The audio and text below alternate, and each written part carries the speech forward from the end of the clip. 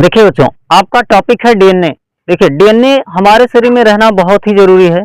अगर डीएनए नहीं है, डीएनए तो रहेगा तभी तो कोई व्यक्ति का निर्माण होगा, क्योंकि डीएनए जो होता है वो कोशिकाओं के अंदर केंद्रक में भरा होता है। मानव शरीर का जो कोशिका है, सेल है, वो एक तो है नहीं, उसकी संख्या करोड़ों में है। और जितने सेल हैं उन सेल के अंदर केंद्रक पाया जाता है। क्या पाया जाता है? केंद्रक। उस केंद्रक में क्या पाया जाता है? डीएनए भरा होता है। क्या भरा होता है? डीएनए। उसी डीएनए में कोड होता है कि व्यक्ति का जो शरीर है वो कैसा बनेगा। ये यहाँ पर आप जो देख पा रहे हैं इधर बच्चों, ये कोशिका है किसी व्यक्ति की। क्या है? इसके बीच में यहाँ पर क्या है? उसका केंद्रक है। क्या है? केंद्रक। अब इस केंद्रक में वैसे नॉर्मली तो कुछ दिख नहीं रहा है। पहली बात तो ये सुई के नोक से भी काफी छोटा है ये कोशिका, और उसके अंदर केंद्रक तो दिखेगा कैसे? तो इसको पढ़ने के लिए, आसान करने के लिए बड़ा बना लिए गए।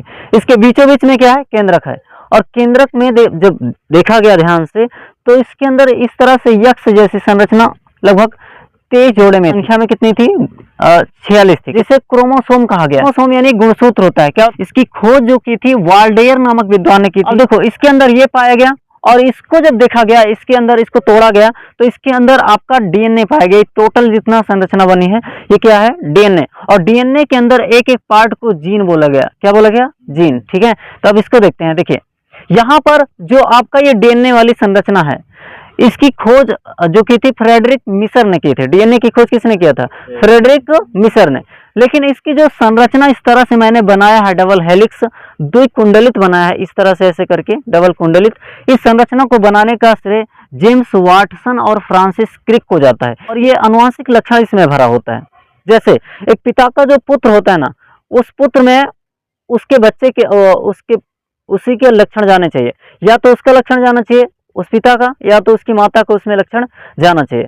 अगर उस पिता का लक्षण नहीं जा रहा है तो उसकी माता का लक्षण जाएगा, मतलब वो अपनी माँ की तरह कुछ दिखेगा। उसके दादा हैं, दादी हैं, उसकी तरह लगेगा। अगर वो उसकी तरह भी नहीं लग रहा है और किसी दूसरे की तरह लगा तो दिक्कत हो जाएगा। क्लियर है कि नहीं? मतलब कहने का अर्थ यह है कि या तो माता, या तो पिता, या तो फिर दादा दादी, किसी पे पड़ेगा बच्चा। ठीक है, तब तो ठीक है। लेकिन अगर वो बच्चा किसी और की शक्ल फेस ले लिया तो तब तो गड़बड़ हो जाएगा। हो जाएगा कि नहीं हो जाएगा? बहुत दिक्कत हो जाएगी, है ना? तो दिक्कत हो ही जाएगी भाई, जैसी करनी वैसी भरनी। क्लियर है कि नहीं? यहाँ देखो, आनुवंशिक लक्षण जो है, इसका एक टर्म की लंबाई 34 एंगस्ट्रॉम होती है। बताओगे, कहोगे एंगस्ट्रॉम क्या है? इसके एक टर्म की लंबाई 34 एंगस्ट्रॉम होती है। यहाँ से यहाँ तक की लंबाई 34 एंगस्ट्रॉम है, यहाँ से यहाँ तक। इसका मतलब इसमें ये जो लाइन लाइन बना है ये क्या है? यही तो है कोड। यही था उसका कोड कि बच्चे में क्या बनना है, उसका कान कैसा बनेगा, उसका हाथ कैसा बनेगा, उसका पैर कैसा बनेगा, उसके शरीर के जितने बॉडी में अंग है वो बनेंगे कि नहीं बनेंगे, उनको बनना जरूरी है। हार्ट बनेगा, फेफड़ा बनेगा, किडनी बनेगा, लीवर बनेगा, छोटी आंत, बड़ी आंत, यहाँ तक कि आंखें बनेगी, ब्रेन बनेगा, शरीर का हड्डी, बोन हो गया, ब्लड हो गया। शरीर में जो कुछ बन रहा है वो कुछ बनने का एक कोड होता है बच्चों।